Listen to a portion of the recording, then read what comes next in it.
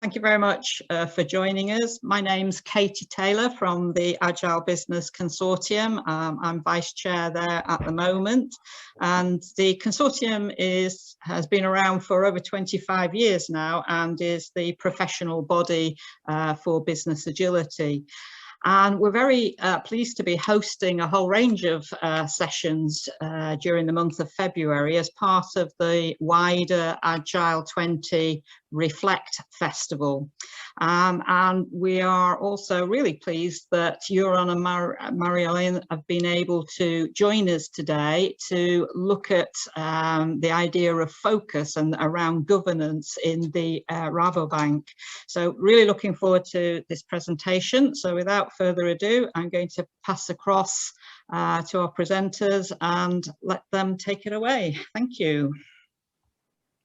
Yes, thank you, Katie. Can you please do the next slide, Jeroen? Yes.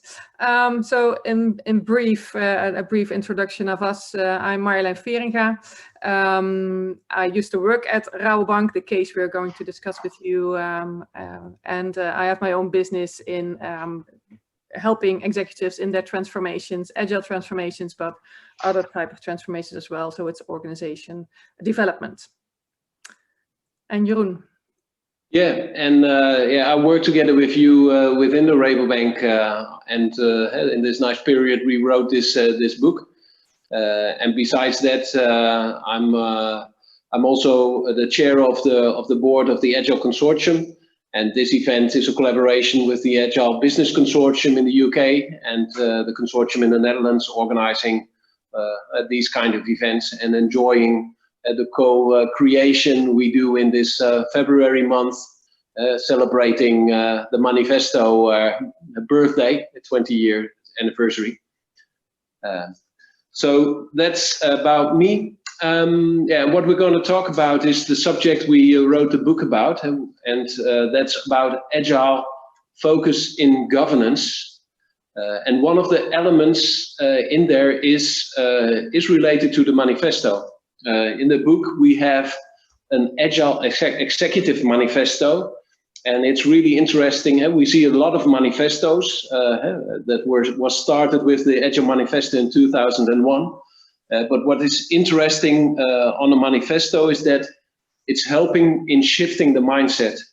And that's where we also use the power of a manifesto with the executives to see on the right side the elements, the behavior that they shown that was useful in the more traditional way, and helping to make a shift towards the behavior we want to see more and more, which is on the left side. And these ones that we mentioned in this manifesto were based on our experiences with executives in organizations. And to pick out some examples is that the focus on individual milestones needs a shift in team responsibilities. And that's not only for the teams within the organization, but it's also in a board of directors. They also are a team.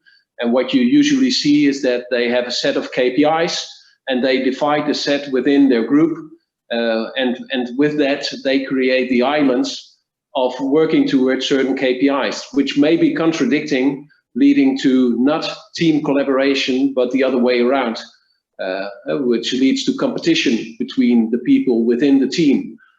So shifting that and making sure that you have a common goal to work towards, to become and grow as a team is most important, and especially for executives if they want to be an exemplary role for the organization. So is the agenda, following agenda in certain, especially in meetings, where we also have started the focus board, which we will discuss and explain later. It's a visualization of what was traditionally more a meeting around a table with a strict agenda and which to follow, and having these meetings prioritize on the topics, especially you could throw away the agenda in many situations that I remember because something was popping up that needed the most attention, and to be able to change the topics and to be able to adapt to to steer and make decisions on the things that are really important is the behavior you want to see more than just having the agenda. Yes, if I can contribute to that, Jeroen, we also make the manifesto to make it really practical for executives, what we wanted to change if they work in a more agile way, because there's a lot of work with coaches on teams all over the organization, but usually not that much at executives. And to explain to them what is going to be different if they're more agile leaders, we made this manifesto to make it really practical for them, what we wanted to change and how they could change it. Yeah, that's right. And just picking out one more, but we'll share the sheets with you, and we have an exercise after this this slide for you to have a discussion on. But one I want to mention is the one on steering on the actual insights. So what we saw in a lot of meetings is there's a lot of preparation, a lot of reading. The weekends become too short to prepare for the meeting on Monday. So dividing the work is one thing, and not doing everything by everyone, but also the actual insights. So have a dashboard with the actual information, which you monitor, instead of having the reports created over and over again. So getting towards a situation where you monitor the real progress based on the real data. That is also helping to act more quickly. So these kind of formulations helped to also give feedback to each other and to make a movement to see where are you standing now, which of these items are the most important for you as a member of the board to work on and get feedback on, and create buddies to ask for feedback and be open on this. So that's where the Executive Manifesto came from, and what we would like to do with you is to split this group up in breakout rooms, and Katie will help us in facilitating that. So you will be placed within a breakout room, and what we would like you to have the discussion on is what's mentioned here below. In your organization, where you're currently working, is the board of directors acting with an agile focus on governance? So looking at this manifesto and the things we mentioned in the discussion on the left side, is that already a lot in place there, or are they more on the right side? And please use examples in your discussion to discuss and show this behavior. Yep. And maybe at the end, think about it. We would really like to hear back from the groups after the breakout room. So so think about what you want to share with the whole group from your discussion, what we can learn from you. Yes. So we'll like to see you back in 15 minutes. So you get 15 minutes to have a discussion in groups of approximately 5 people, and you will be placed in a room automatically, and you'll also get back in this room automatically. So within 15 minutes, we'll meet each other again and have a short discussion on your experiences.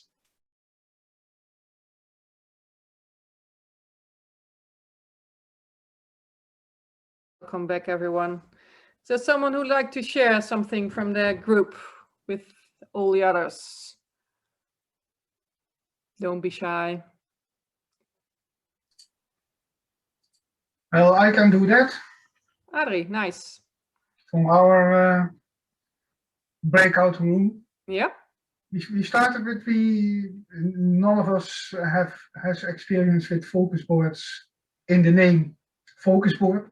Mm-hmm. But there are lots of experiences with similar things like OBEAs, or just say backlog-driven working.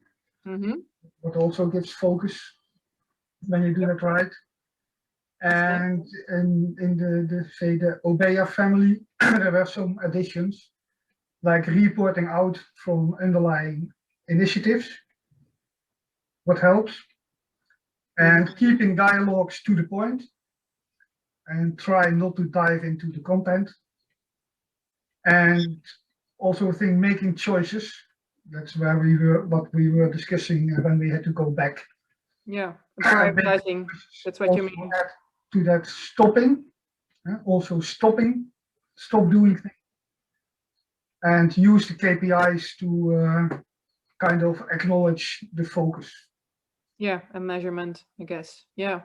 And are the board of directors using that too, the Obeya rooms, or the teams just in the organization? No, there are some little experiences with it. The Dutch National Police works with Obeya room, and they make choices. Yeah. Okay. Great. It works, and they have multiple or a lot of say interruptions from outside, like from the politicians. Read the papers, and the police has to do everything, and everything got to have focus, and everything has to be done more. So those are tough discussions. Yes, then you have to prioritize again and again and again. Yeah. Yeah. Okay. It's a continuous game. Yeah, I recognize that. Thank you, Adri, for your example. Really nice. Is there someone else who would like to share something?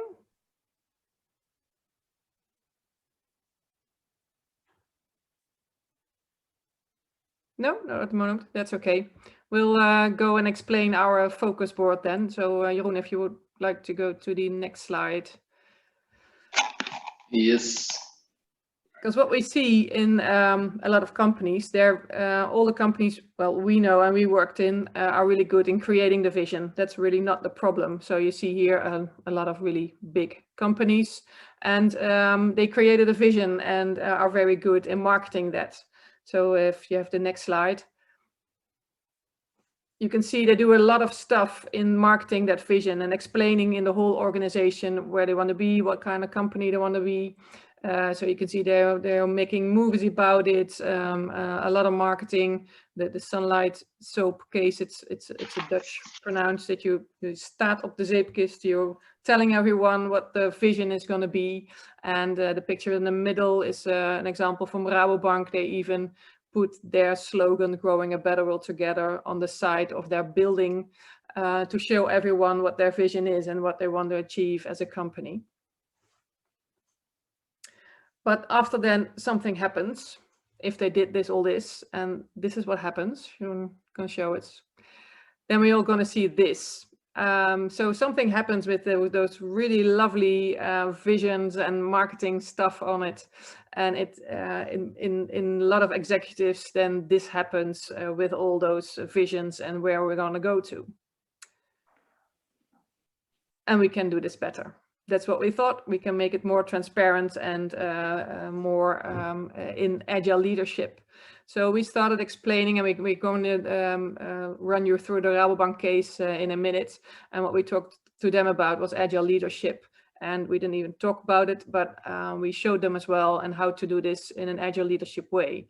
So the most important things we thought about Agile Leadership is that you're, the digital, the man who's doing this lovely yoga sort of thing is agility, to be flexible, to collaborate, a lot of time management and prioritizing, where Adri already talked about. And you see a lot of, we want to have flow in the organization. So we want to have it that everything goes on and on and on, and not have all these impediments. And if we have impediments, because everyone has, then it's going to be solved really quickly. And how are we going to do that? Especially in big organizations, where it's really hard to get impediments solved fast. So there are a lot of management layers and a lot of people want to talk about it. So how are we going to do that faster and faster so teams can have their flow? And the big I is about transparency. We want to have a transparency in our organization. We want to do who's doing what and when, and show everyone what everybody is doing. So it's making visual was a big part of it, to show it who's doing what. And the chess is it's about strategy. Okay, what strategy do we have, and how are we going to make this more operational in the whole of organization? How can we see that? And do we talk about the same things if we talk about the strategy of the company? So that's what we talked about them to use this in the focus board. It was really important to have the goals of the focus board, so we can we have all the same ideas. Why are we doing this? And because at first, if we didn't do that, then well, they didn't want to use the focus board anyway. So very important to talk about and why do we want to change their way of working. And we do that with all the teams, but executive teams are a bit harder, we experienced, because they were very successful in the way they were doing stuff. And we want to change that a bit, as well as we change the whole of the organization with agility. Yeah, that's right. And it's also good to know, because a focus board, which we'll explain, and a good remark that was being made, the connection to an Obeya, because that really connects a focus board, and using that is a way to structure your Obeya. But it's not the upper current, just having the format of these boards being used. It's also the undercurrent, the mindset. And that's being expressed also by this. So the leadership and the style, the mindset that they use, their exemplary role they have in the organization is really important. So one of the things we would like to do is have a short voting on two questions. And the first question is: the vision of our organization is known by heart in all departments. Do you agree or disagree? And you get a poll sent out.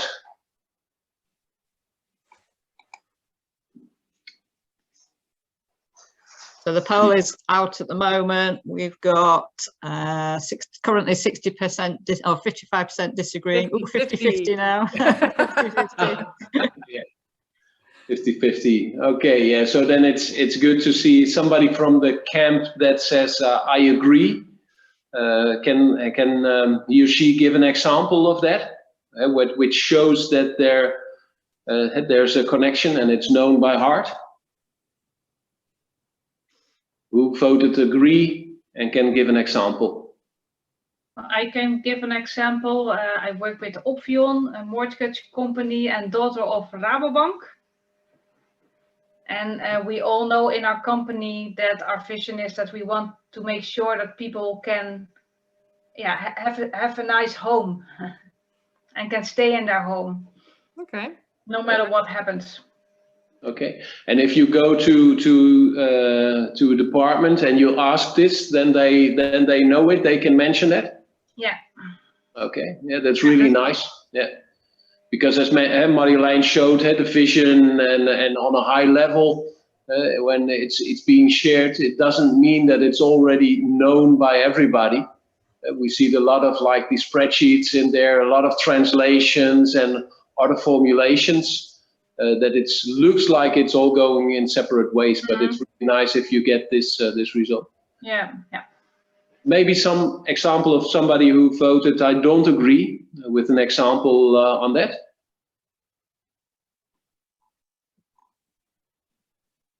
Who voted I don't agree?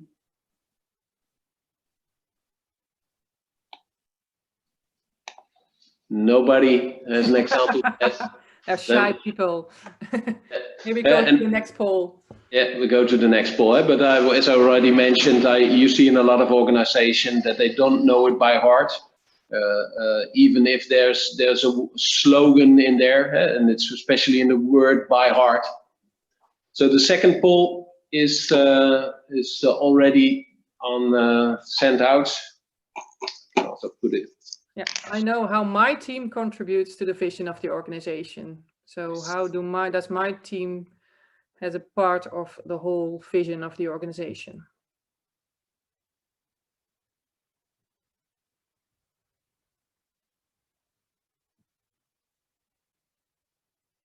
Okay.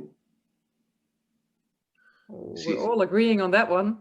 Yeah, and that's really nice, because if you did not agree on the first one, so the vision of your organization is not known by heart, then the question is how does the team know that they contribute to that vision? Maybe if I ask this, maybe can somebody explain? I think it's easy to explain. Yeah. if not everybody has to know the vision as a person, and now you ask us as persons to know how our teams contribute. True, that can be that can be a difference. But it's really nice to have this discussion in your organization. Okay, does everyone know what the vision of the organization is and what the most important things is we want to reach? And do we know how our own organization contributes to that? Yeah. And that's where the focus board really helps in, just showing everyone that how our team contributing to the whole vision of the whole organization. Maybe we could go into that now. Yeah, that's good and important to know, because I think that's also what you mean, is that the vision needs to be translated to the different parts of the organization, so they need to be connected. Otherwise, it stays high level, and high level is not good enough for a team to know that it contributes. So that's what we'll address. Yes. So if we go to Rabobank, we made a focus board for the board of directors of Rabobank, and you see a couple of pictures of them in the various stages of the board we had. That didn't happen overnight.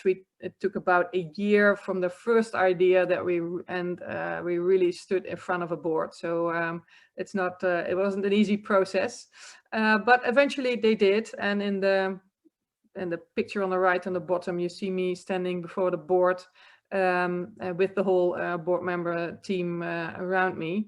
And every Monday morning we have a stand-up with them discussing all the big change projects they have in the whole of Rabobank. And Rabobank is about 50,000 FTEs. So how big the bank is.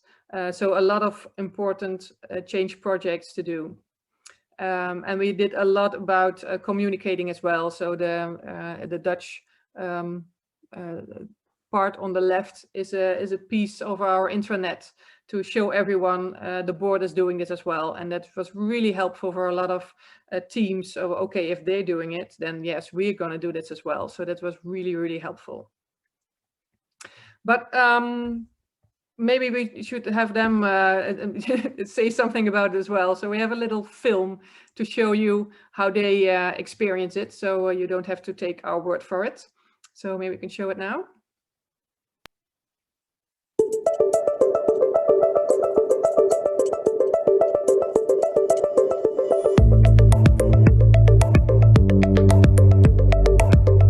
What I think is really a good thing about the weekly stand-up is that it's short cycle, it's really action-oriented, and you can discuss your impediments. I think that is what's great about stand-up.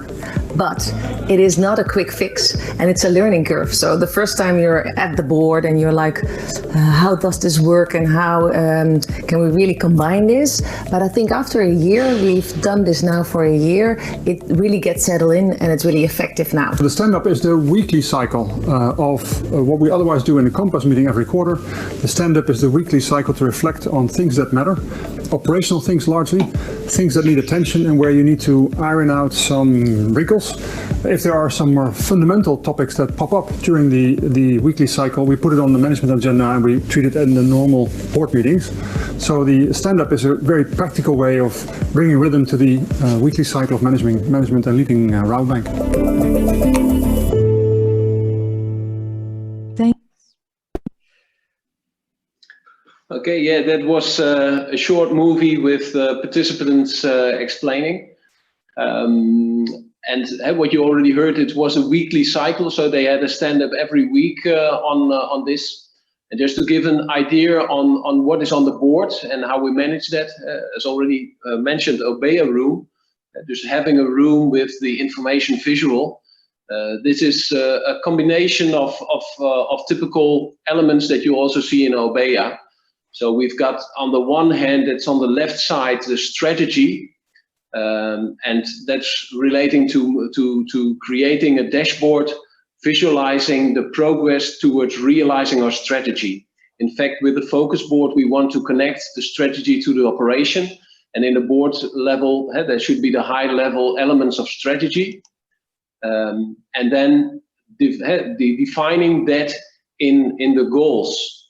And we have this set of goals before we go to the KPIs, because what we see and saw also at the Rabobank is there are a lot of KPIs, and starting the discussion on the KPIs and especially the large number of it also takes away the energy. And if you take it one step above that and explain if you're presenting to your department, your group, then what's the message that motivates the people and connects them to the organization?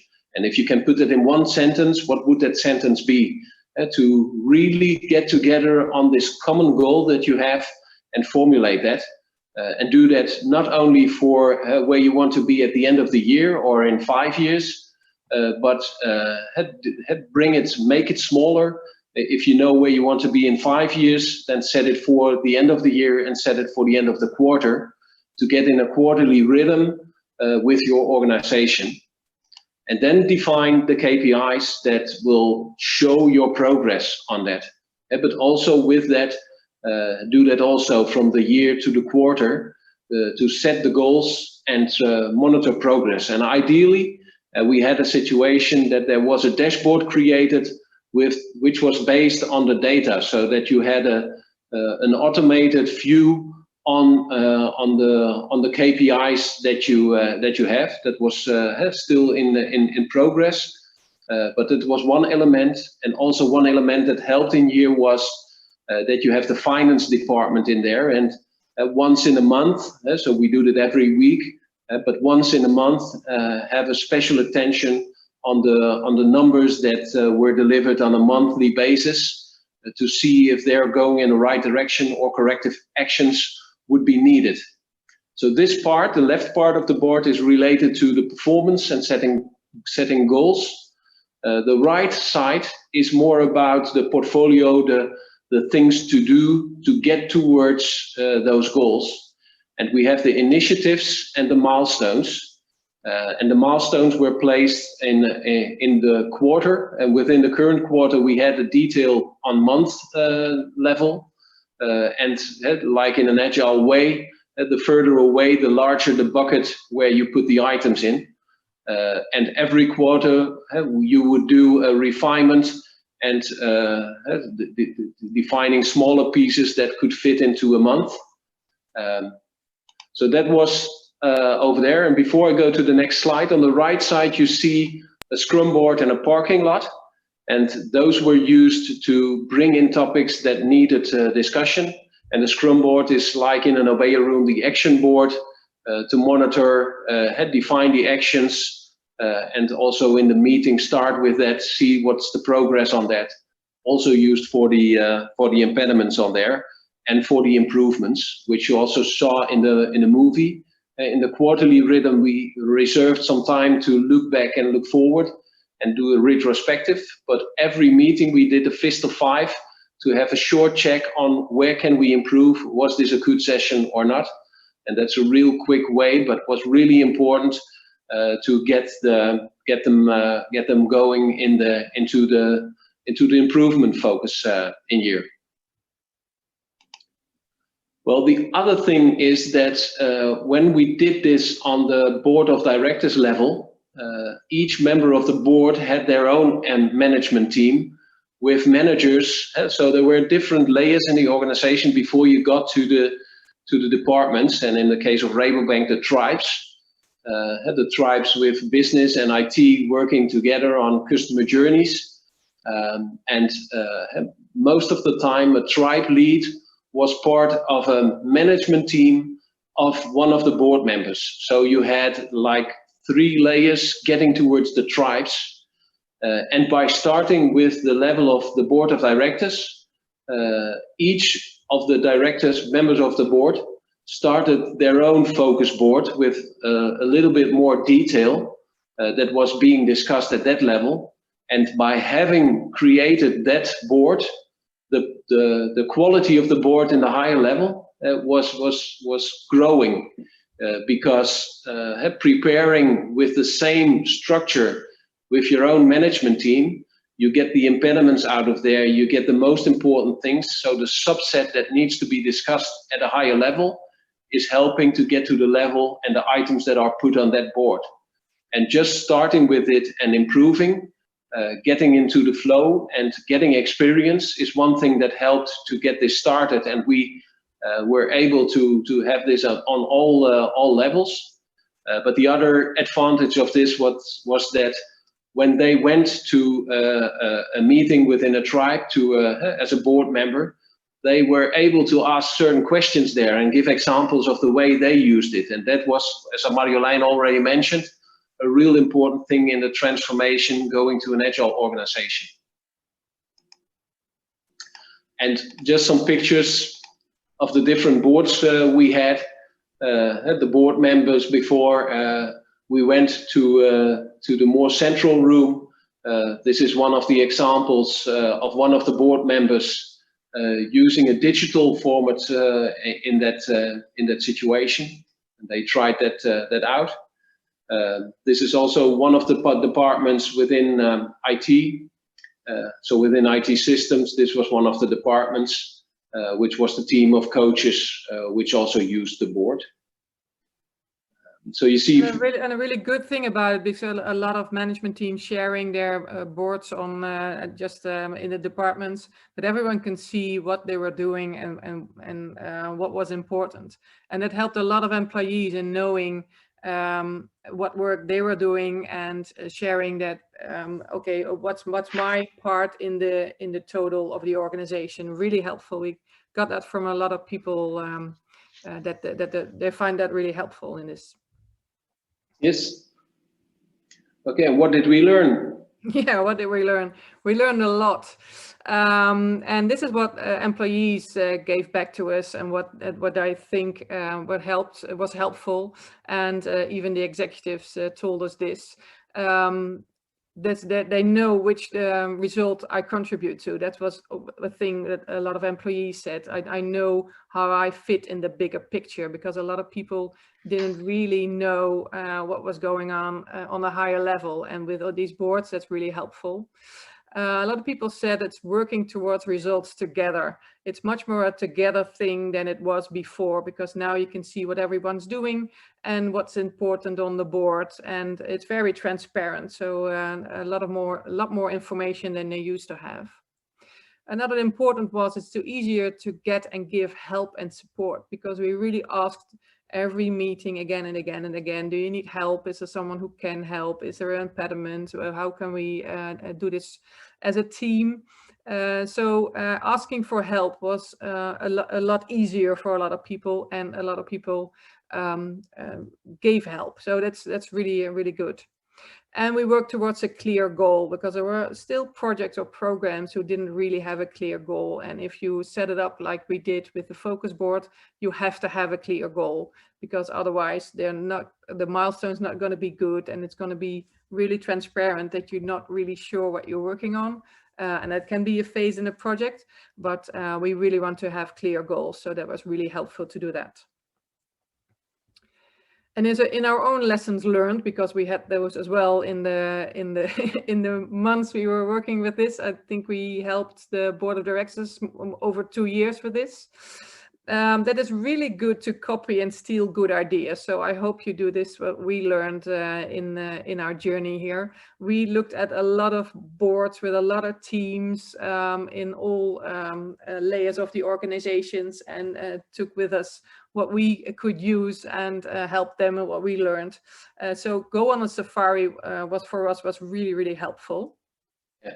And it's good to know, because what you see in a lot of organizations is that they go and look outside within other companies, and that's really good.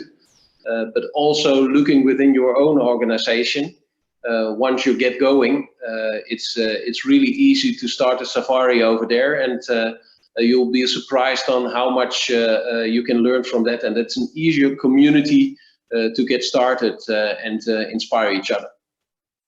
Yes, and we even took a lot of managers in the diverse departments to have a look on how other departments work.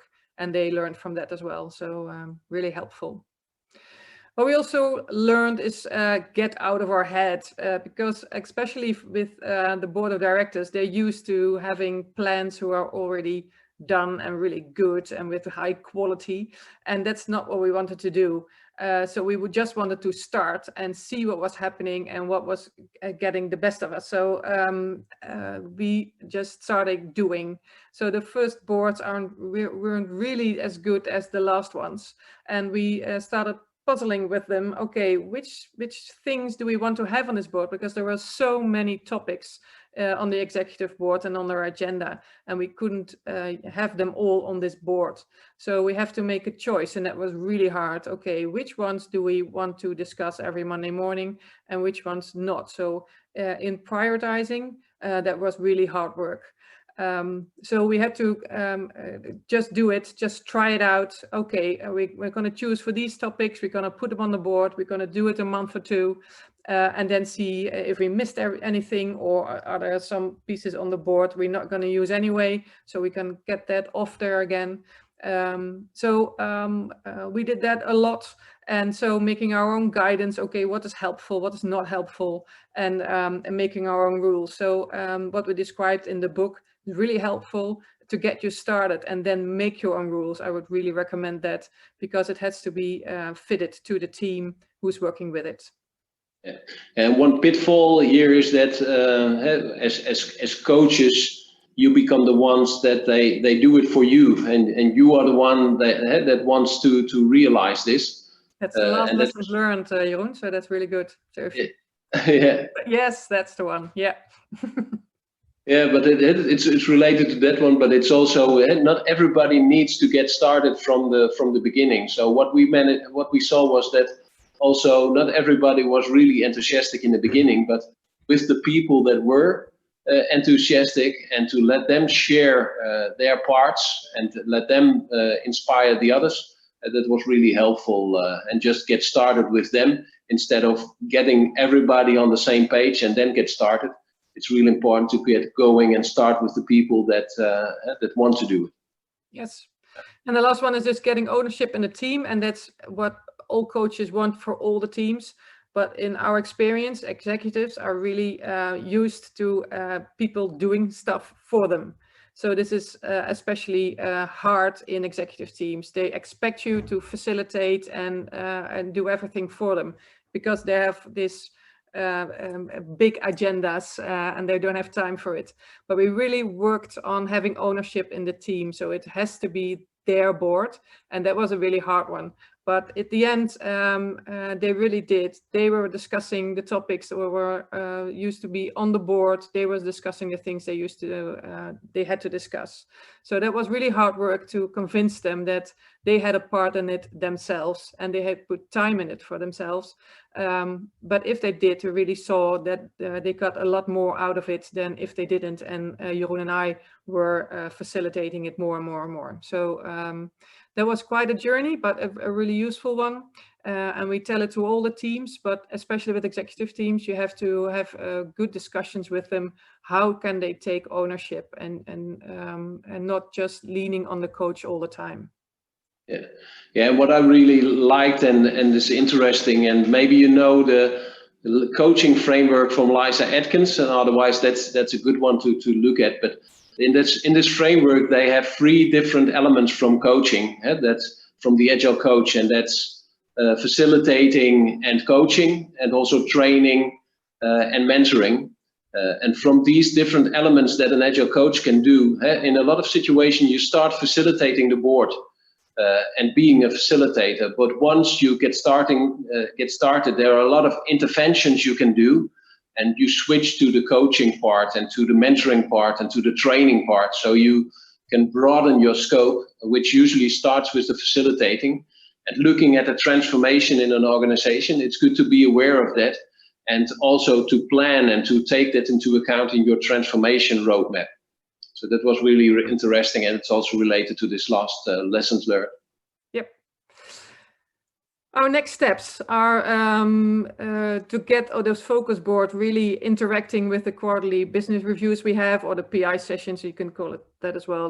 That's how you call it in your organization, because now they're not really connected, not as good as we should want. So we're working on that, so to have those real connections, and if you have a quarterly business review, then all the things that you discussed there are going to change in the board, and have that better working than we do have now. In Rabobank we have a Compass meeting as well. You saw Wiebe, our chairman of the board, already talking about it in the short movie, which discussed things like HR and risks and all stuff like that. So not really into how we're going to do with this program, but more of an overview over the organization. And we want to have that going on in the focus board as well. So we're just having a bit of a puzzle. Okay, how are we going to connect this, or don't we connect this? So that's the discussion right now. And we want to have focus board on more, even more management teams than we already have. So they really connect, and you have the cascading effect, because that's really helpful in operationalize your vision.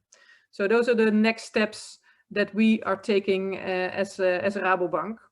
And if I look at the time, I think we have to go on to if there are any questions, because we can take some questions. Maybe just good to know, this focus board is not only used with Rabobank, but for the Dutch people with AMB as well.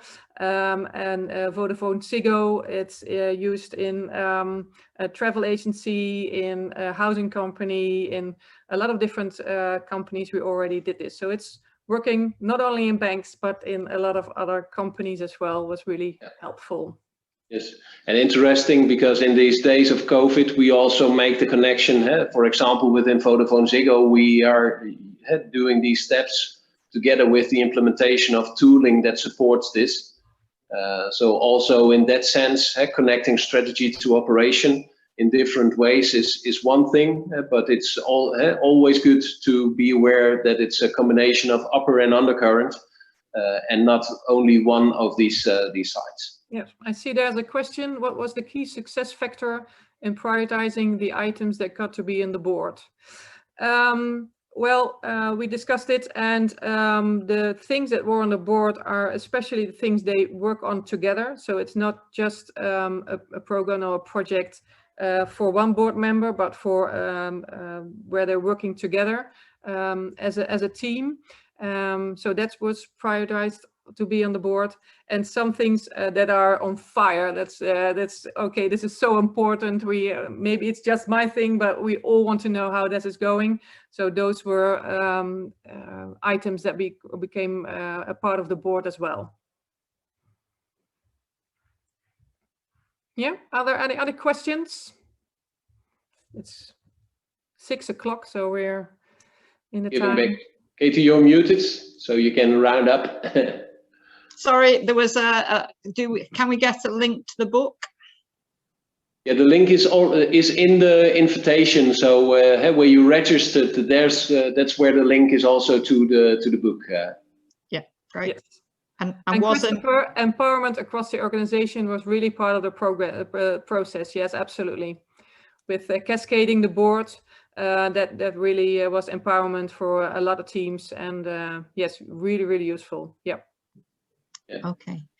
All right, let's leave it there. Thank you so much, both of you, for sharing your time and your thoughts. It's really great to get real experiences rather than sort of just talking about frameworks. So I think everybody thanks you for your time, and we've got the links there.